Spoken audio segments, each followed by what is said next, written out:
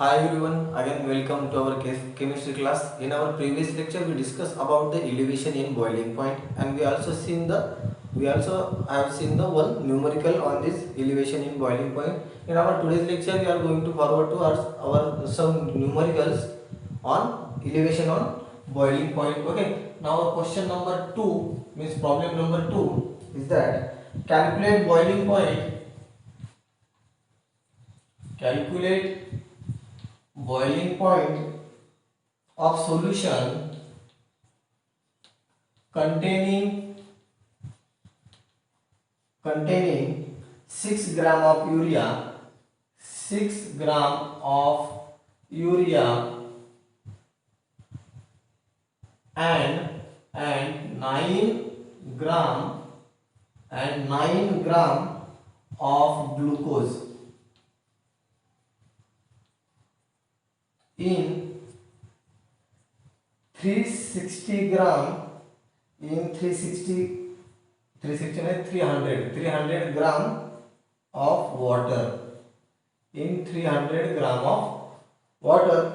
Okay, this is our question. Calculate boiling point of a solution containing 6 gram of urea and 9 gram of glucose in 300 gram of our water. In that question, what they give us? They give us a two solute in a single solvent. Solution मध्ये आता solute किती आहेत तर 2 आहेत. त्याच्यामुळे त्याला काही घाबरायचं नाहीये. आपला सगळा काही क्वालिटेटिव्ह प्रॉपर्टीचा रोल आहे आणि क्वालिटेटिव्ह प्रॉपर्टी म्हणजे काय, ज्या फक्त नंबर ऑफ सोल्यूट पार्टिकल वरती डिपेंड आहे. ठीक आहे. मग ज्यावेळेस अशी काही कंडिशन येईल की आपल्याकडे दोन दोन हे आहेत काय सोल्यूट आहे, तर अशा कंडिशनला काय करणार. ठीक आहे. तर त्यासाठी काय आहे तर मग बघूया आपण या प्रॉब्लेमच्या माध्यमातून की दोन्हीसाठी काय असतं. ठीक आहे. बॉइलिंग पॉइंट कॅल्क्युलेट करायचा आपल्याला सोल्युशनचा. त्यासाठी आपल्याला काय घेऊन असतं मग बॉइलिंग पॉइंट साठी फॉर्म्युला काय आपला delta TB is equal to KBM. KBM आता सपोज त्यांना इथे केबी द्यायचा राहिला. ठीक आहे. तर वॉटर साठी मात्र फिक्स आहे केबी 0.52. तो कधी बदलत नाही, लक्षात ठेवा तरी चालत आणि शक्यतो आपल्याला तो गिव्हनच असतो. आता हा मी तुम्हाला एनसीईआरटी मधून क्वेश्चन घेतलाय म्हणून तो गिव्हन नव्हता. ठीक आहे. आपल्याला स्टेट बोर्डला तो ऑलवेज गिव्हनच असतोय. ठीक आहे. Delta TB is equal to KBM. आता केबीएम म्हणजे काय, केबी ची व्हॅल्यू का आपल्याला कॅल्क्युलेट काय करायचं आहे, बॉइलिंग पॉइंट ऑफ सोल्युशन. आता डेल्टा टीबी म्हणजे काय असतं, डेल्टा टीबी म्हणजे काय, TB minus T naught B elevation in boiling point. आपण प्रीवियस लेक्चरला बघितलंय ते टीबी काय असेल, मोठा असेल आणि टी नॉट बी काय छोटा आहे. टी नॉट बी हा प्युअर सॉल्व्हेंटचा आहे आणि टीबी हा सोल्युशनचा. ठीक आहे. आता आपल्या सोल्युशनचा बॉइलिंग पॉइंट आपल्याला वाढलेला मिळाला पाहिजे. ठीक आहे. केबी ची व्हॅल्यू काय आहे 0.52 इंटू काय सांगितलं आपल्याला एम. पण एम काय असतो, हा एम कशासाठी आहे, एम आहे मोलॅलिटी साठी. This M stands for the molality. And what is the standard formula of molality? काय formula molality, number of moles of solute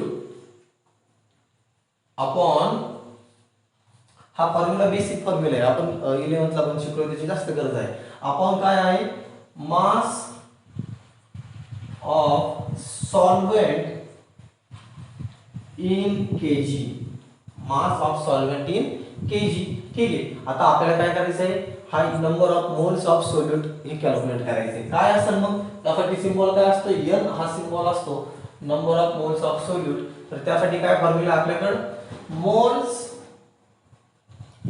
of urea plus moles of glucose. बरोबर आहे. आपल्याकडे दोन सोल्यूट आहे, अशा वेळी नंबर ऑफ मोल्स काय करायचे, आपण दोघांची पण ऍडिशन करायची.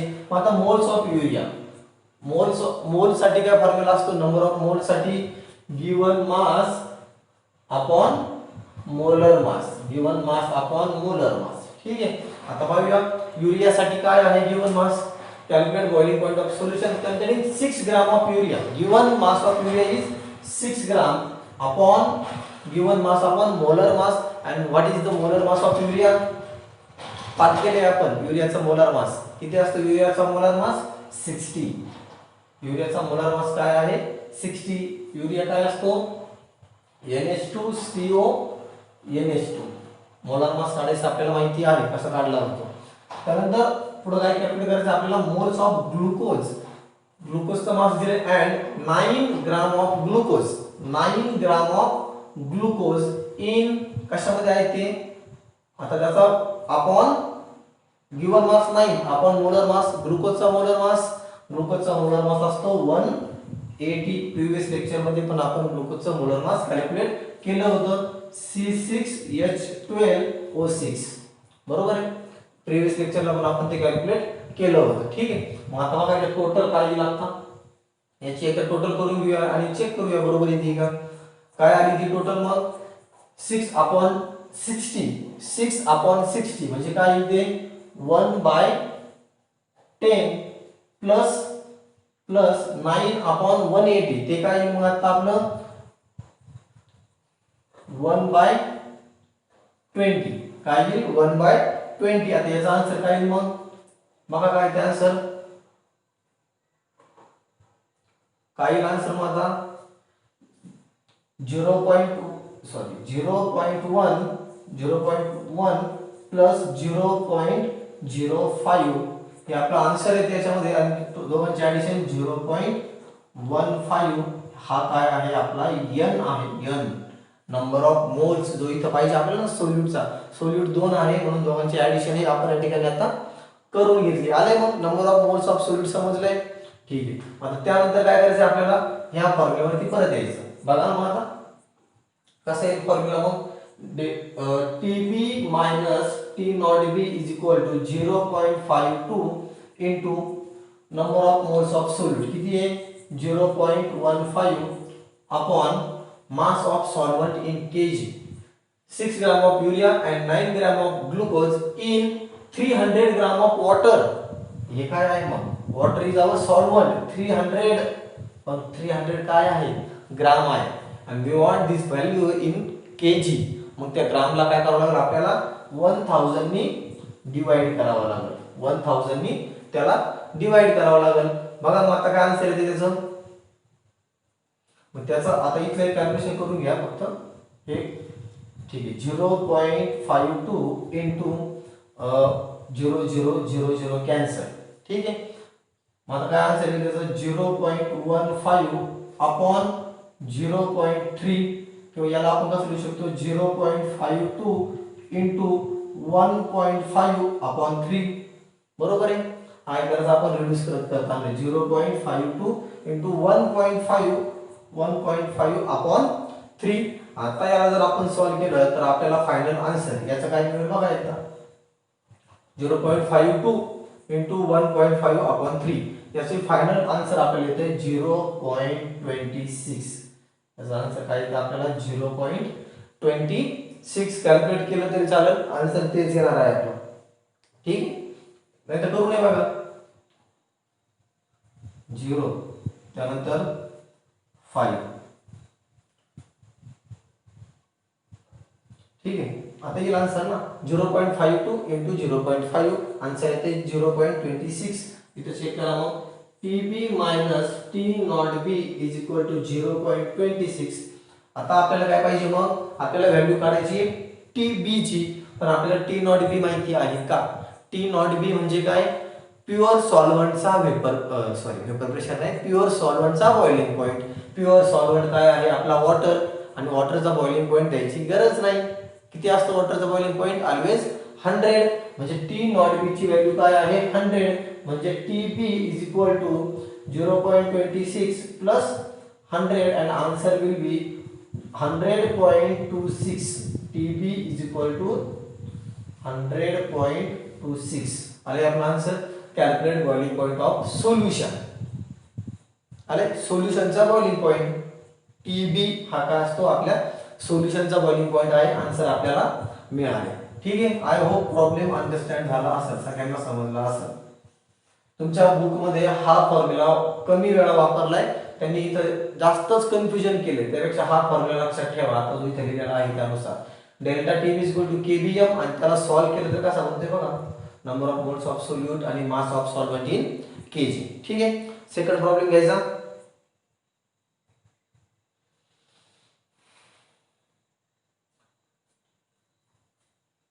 थर्ड प्रॉब्लेम म्हणजे आजचा सेकंड आणि टोटल थर्ड प्रॉब्लेम होईल आपला.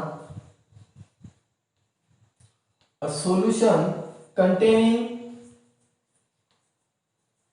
containing 3.3 gram of non-volatile solute. 3.3 gram of non-volatile solute in 125 gram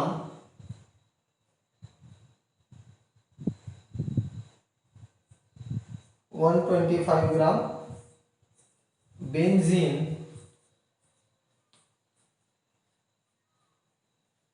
boiling point of pure solvent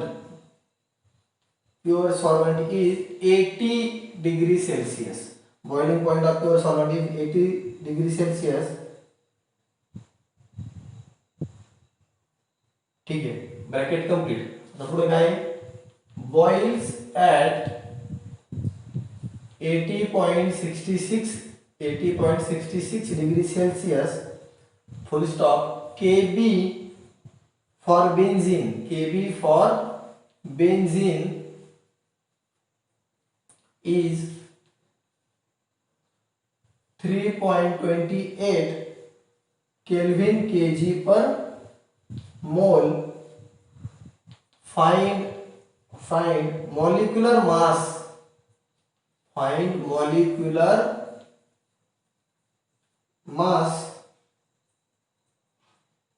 of non-volatile solute. Find molecular mass of non-volatile solute. एकदम easy problem आहे, विचारलेलाही आहे. ठीक आहे. काय क्वेश्चन आहे आपला, a solution containing 3.3 gram of non volatile solute in 125 gram of benzene in bracket boiling point of pure solvent means pure benzene is 80 degree Celsius and the total solution boils at 80.66 degree Celsius. Kb for the benzene is 3.28 and find molecular mass of non-volatile solute. ठीक आहे, calculation कसं करायचं आहे. आता delta TB साठी आपल्याकडे formula आहे, delta TB is equal to KBM. आता आपल्याला डायरेक्टली डेल्टा टीबी ची व्हॅल्यू घेऊन आहे. डेल्टा टीबी म्हणजे काय असतो, TB minus T naught B. ठीक आहे. आता TB minus T naught B काय आहे आणि त्यानंतर पुढे काय, केबी ची व्हॅल्यू किती आहे. मग आता बेंझीन साठी केबी ची व्हॅल्यू, आता इथे हे जरी सॉल्व केलं तरी चला ना. डेल्टा टीबी ची व्हॅल्यू किती आहे बघा, मग किती आहे, 80.66 मायनस 80 इज इक्वल टू 0.66. म्हणजे इथे काय राहील 0.66. बरोबर आहे. डेल्टा टीबी ची व्हॅल्यू इक्वल टू काय बनेल पुढे मग, केबी किती आहे, KB for benzene is 3.28 into M म्हणजे काय, मोलॅरिटी. आणि मोलॅरिटी म्हणजे काय, number of moles of solute upon mass of solvent in KG. काय बघा आपला formula, number of moles of solute म्हणजे काय, mass of solute upon its molar mass. Then mass of solute is a solution containing 3.3 gram of non volatile solute. सोल्यूटचं नाव दिलेलंच नाहीये, त्याच्यामुळे त्याचा मॉलिक्युलर मास काढता येणार नाही आपल्याला. मग काय गिवन आहे, ते गिव अस गिवन मास. किती given mass, 3.3 is the given mass of solute. Okay. Then we have to assume here the molecular mass of solute. Then molecular mass of solute may be mb. B का बरं, because our A stands for our solvent and B stands for solute. आपण previous लेक्चरला इथे पाहिलं होतं, बरोबर ना. आपण ते प्रीवियस लेक्चरला ही पाहिलं होतं की आपण काय केलंय, सॉल्व्हेंट म्हणजे A आणि सोल्यूट म्हणजे बी, हे आपण कन्सिडर केलं होतं. तुमच्या बुक मध्ये M1 M2 असं हे केलं, आपण डायरेक्ट सेपरेट केले. सॉल्व्हेंट म्हणजे A आणि सोल्यूट म्हणजे बी. आता हे काय सोल्यूट आहे म्हणून MB, अपॉन काय पाहिजे आपल्याला, upon mass of solvent. Mass of solvent म्हणजे मास ऑफ बेन्झीन किती मग गिवन आहे का,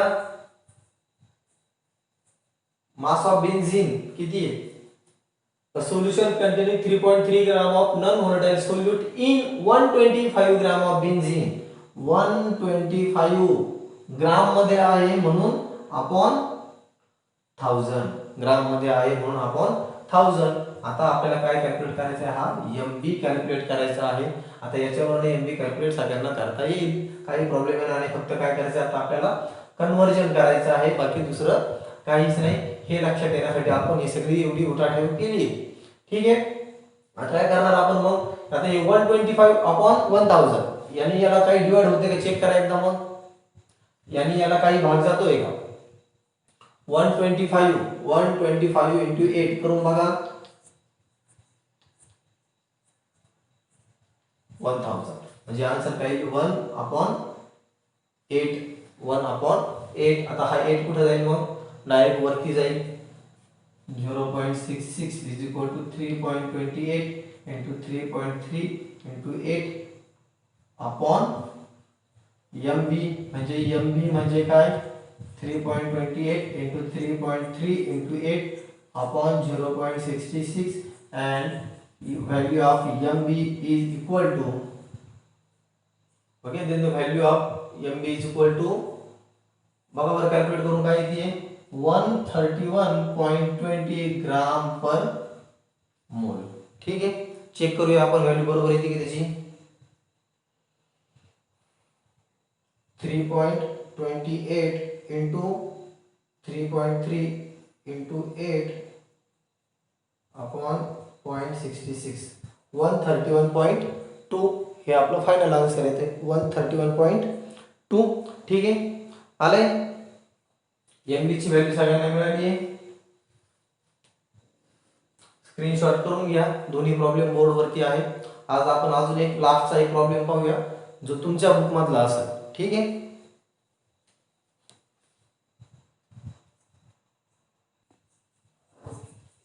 ठीक आहे. नाव लास्ट प्रॉब्लेम बॉइलिंग पॉइंट वरचा बुक मधलाच प्रॉब्लेम आहे बघा. प्रॉब्लेम नंबर 2.6 आहे.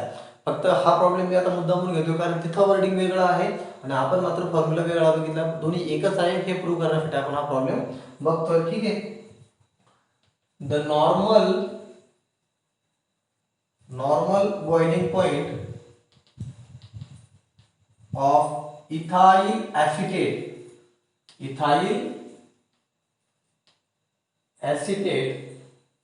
is 77.6 degree Celsius.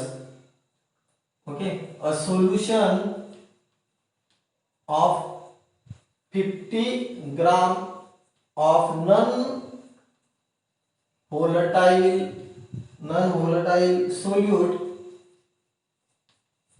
in 150 gram of ethyl acetate, 150 gram ethyl acetate boils at 84.27 degree Celsius. Okay, evaluate the molar mass of solute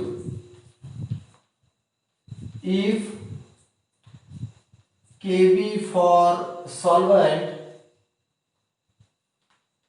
is 2.77 degree Celsius Kg per मोल. ठीक आहे, same problem आहे जसा आपण याच्या आधी पण सॉल्व्ह केला. हाही सेम त्याच याचा प्रॉब्लेम आहे पण बुक मध्ये थोडीशी वेगवेगळा आहे म्हणून कन्फ्यूज होऊ नका. आता आपण तुमच्या बुक नुसार जाऊया तरी आन्सर तेच येणार, परंतु जी मी प्रिव्हियस प्रॉब्लेम शिकवला त्या वेळी केलं तर हा लवकर सॉल्व्ह झाला असता. ठीक आहे, बघा आता बुक मध्ये सगळ्यांना एक फॉर्म्युला बघायला मिळेल. काय फॉर्म्युला आहे त्याच्यामध्ये, M2 equal to 1000 into KBW2 upon delta TB W1. बुकमध्ये तुम्हाला हा फॉर्म्युला बघायला भेटेल आणि हा फॉर्म्युला आणि हा जो आपला फॉर्म्युला आहे कोणता, delta TB is equal to KBM. दोन्ही फॉर्म्युले एकच आहे, फक्त आपण एकदम इझी शिकलोय आणि बुक मध्ये मात्र एकदम त्या वेगळ्या पद्धतीने मेन्शन केलंय. ठीक आहे, आता पाहूया आपण की हा फॉर्म्युला आपल्याकडे कसा आहे. आपला फॉर्म्युला आहे, हा फॉर्म्युला कसा बरोबर आहे ते आपण पाहूया. त्यांनी काय केलंय इथं ह्या फॉर्म्युल्यात काय केलं त्यांनी, सोल्यूट म्हणजे 1 आणि त्यानंतर काय दुसरं सॉल्व्हेंट म्हणजे 2 असं त्यांनी कन्सिडर केलं ह्या फॉर्म्युलासाठी. आले लक्षात, सोल्यूट म्हणजे 1 आणि सॉल्व्हेंट म्हणजे 2. W म्हणजे काय असतं, मग त्याचं मास असतं. ठीक आहे, आणि M म्हणजे काय तर मग मोलर मास असते. W म्हणजे काय त्याचं मास आणि M म्हणजे मोलर मास. ठीक आहे, आता आपण आपल्या वेळेने जाऊया काय तर आपण कसा फॉर्म्युला डिराइव्ह करू बघूया. काय आहे मग आता केबी म्हणजे काय, केबी आहे तसाच राहील केबी इंटू एम म्हणजे काय असतं, number of moles of solute upon mass of solvent. ठीक आहे, आता नंबर ऑफ मोल्स म्हणजे काय, आता आपण आपल्या पद्धतीने लिहू इथं. सोल्यूट म्हणजे काय बी आणि सॉल्व्हेंट म्हणजे काय ए. ठीक आहे, number of moles of solute म्हणजे काय, mass of given mass of solute upon molar mass of solute. Okay, given मासला स्मॉल एम आणि मोलार मासला कॅपिटल एम. आले लक्षात, नंबर ऑफ मोल्स गिवन मासला स्मॉल एम आणि मोलार मासला कॅपिटल एम. ठीक आहे, मास ऑफ सोल्यूट म्हणजे बी म्हणजे एम बी. ठीक आहे, आणि हे काय मोलार मास ऑफ सोल्यूट आले बी अपॉन काय असते, मास ऑफ सॉल्व्हेंट. मास ऑफ म्हणजे साधा मास म्हणजे स्मॉल एम आणि त्याला इंटू अपॉन काय असतं 1000. बरोबर आहे का. मग आता हा आपला फॉर्म्युला आहे. ठीक आहे, इक्वल टू काय इथं असतं डेल्टा टीबी. आता याच्यानंतर आपल्याला काय कन्वर्जन करायचं आहे, तर मग याला त्या डायरेक्शनला न्यायचं आणि आपल्याला कॅल्क्युलेट काय करायचं आहे, evaluate molar mass of solute M B. ते त्याला काय म्हटले M2 आणि आपण त्याला काय म्हणतोय MB. बाकी काही प्रॉब्लेम नाही. ठीक आहे, आता हे अपॉन आहे तिकडे गेल्यावरती इंटू होतील delta TB into M upon 1000. Delta TB into M upon 1000. Okay, is equal to KB into small MB upon capital MB. आले लक्षात, आपल्याला कॅल्क्युलेट काय करायचं आहे, हा कॅपिटल MB म्हणजे मोलार मास. बघा आता मग तो मोलार मास जर तिकडे गेला तर काय होईल MB, पण MB तिकडे गेला आपण लगेच काय केले, उरलेल्या सगळ्या टर्म इकडे आणून घेतल्या, त्या काय होतील बघा. मग आता 1000 काय आहे अपॉन आहे तो इकडे आता वरती येईल मल्टिप्लिकेशन मध्ये आणि बाकी दोन्ही टर्म काय आहेत वरती कुठे येतील डेल्टा टीबी इंटू एम. हा एम कोणता होता आपला, हा एम सॉल्व्हेंटचा आहे म्हणजे एम ए. हा एम सॉल्व्हेंटचा आहे ना, सॉल्व्हेंट साठी ए एम ए म्हणजे इथं काही एम ए.